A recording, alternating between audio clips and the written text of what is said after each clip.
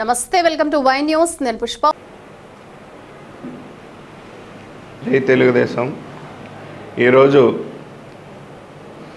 తుని నియోజకవర్గ మాజీ ఎమ్మెల్యే మాజీ మంత్రి గారు అయినటువంటి దాడిశెట్టి రాజా గారు ప్రెస్ మీట్లో తుని శానిటేషన్ బాగోలేదు, అదేవిధంగా పనులన్నీ నత్తనడక నడుస్తున్నాయని అన్నారు.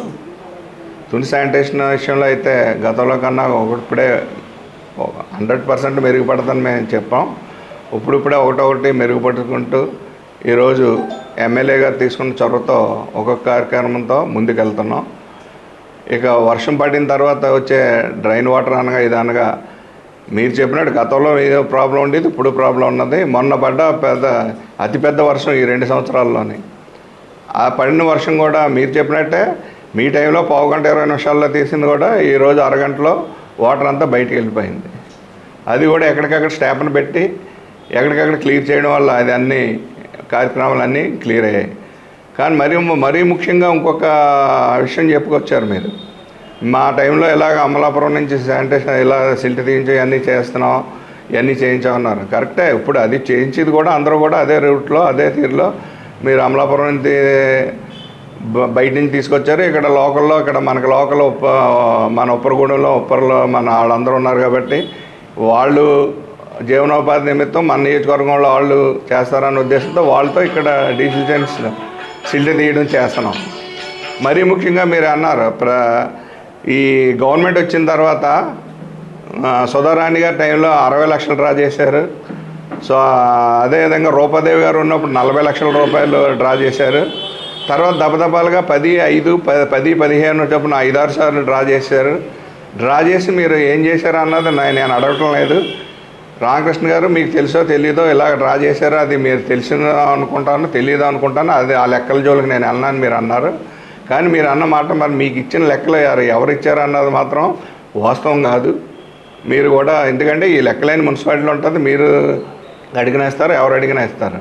కానీ మీరు గౌరవమైన అపోజిషన్ పార్టీలో ఉండి గౌరవమైన పదవిలో ఉండి ఇలాంటి అసత్యాలు మాత్రం మీరు మాట్లాడకూడదు. ఎందుకంటే మీకు వాల్యూలు ఉన్నాయి, మాకు విలువలు ఉన్నాయి. కాబట్టి తప్పు ఉంటే అడగండి, దానిలో తప్పు లేదు, సరిదిద్దుకోమని. మీరు ఇచ్చే గైడెన్స్ మేము స్వీకరిస్తాం, దాంట్లో అదేం లేదు. మీరు ఏదో మమ్మల్ని విమర్శించారని మేము అంటలేదు. అంటే మీ ద్వారాగా వెళ్ళే మాటలు ప్రజలకు కొద్దిగా ఎఫెక్టివ్గా ఉంటాయి. కాబట్టి మీరు గత గవర్నమెంట్లో మీరు మీ హయాంలో ఇంచుమించు 1,80,00,000 రూపాయలు వరకు సిల్ట్లో డ్రా చేశారు. ఒక సంవత్సరం ఫస్ట్ సంవత్సరం 20 లక్షలు, తర్వాత 50 లక్షలు, తర్వాత 40 లక్షలు, తర్వాత 50 లక్షలు, తర్వాత లాస్ట్లో 25 లక్షలు ఇవన్నీ కూడా డ్రా చేసిన జరిగింది. మీ చైర్మన్ గారు ఉన్నప్పుడు మా గవర్నమెంట్ వచ్చినప్పుడు 25 లక్షల రూపాయలు డ్రా చేశారు. అది కూడా మీ చైర్మన్ గారు పదవీ టైంలోని మీరే టెండర్లు పిలిచి మీ ద్వారాగా అది ఖర్చు పెట్టడం, మీరే డ్రా చేసి కాంట్రాక్ట్లు ఇవ్వడం కూడా. అంటే మీరు డ్రా చేయరు, కాంట్రాక్టులకి డ్రా చేసుకోవడం మీ హయాంలోనే అయ్యింది. టీడీపీ గవర్నమెంట్ వచ్చిన తర్వాత టీడీపీ అంటే మీరు లాగేసుకున్నారన్నారు కదా, ఆ కౌన్సిల్ వచ్చిన తర్వాత మా టైంలో చేసింది రూపాదేవి గారు ఉన్నప్పుడు 8 లక్షల రూపాయలు. అదేవిధంగా భువనసుందర్ గారు ఈ టైంలో ఇప్పటి వరకు ఉన్న దానిలో 12 లక్షలు, సుమారు 20 లక్షల రూపాయలు మాత్రం డ్రా చేయడం జరిగింది.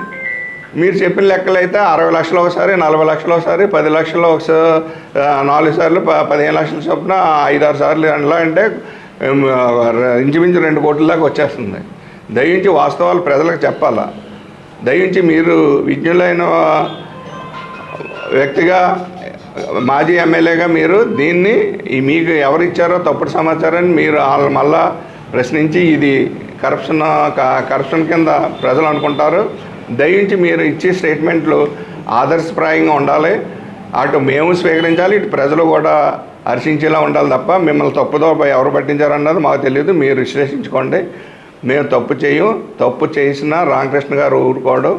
మీరు ఎంతో విజ్ఞతతో మాట్లాడారు గౌరవనీయులు రామకృష్ణ గారు, ఇవన్నీ జరుగుతున్నాయి, తప్పు లేదు. మీరు చెప్పింది సరిదిద్దుకోమని మీరు మన నియోజకవర్గం బాగోగుల గురించి మాట్లాడారు కాబట్టి దాన్ని మేము ఆనందంగా స్వీకరిస్తాం. అందులో ఎటువంటి ఇది లేదు. కానీ వాస్తవాలే మాత్రం ప్రజలకు తెలియాలని గౌరవంగా విజ్ఞప్తి చేస్తున్నాం.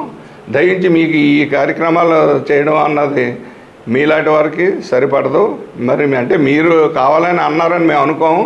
మిమ్మల్ని ఎవరో తప్పుదోవ పంపిస్తున్నారో ఆ లెక్కలు అయ్యి ఒకవేళ నేను చెప్పింది కాదు, మున్సిపాలిటీలో లెక్కలు ఉన్నాయి, ఆ లెక్కలు కూడా మీరు తెప్పించుకుని చూడండి. దయించి ఈ విషయంలో కోఆపరేషన్గా వెళ్దాం, తుని నియోజకవర్గాన్ని అభివృద్ధిలో తీసుకెళ్దాం, అందరి పేరు నిలబడేలాగా మన తుని ప్రజలు మనందరినీ మెచ్చుకునేలా పనిచేద్దారని ఈ సందర్భంగా మీకు తెలియజేసుకుంటూ అవాస్తవాలు భవిష్యత్తులో అవాస్తవాలు పలకకూడదని మీడియా ద్వారాగా మీకు తెలియజేసుకుంటూ సెలవు తీసుకుంటాం.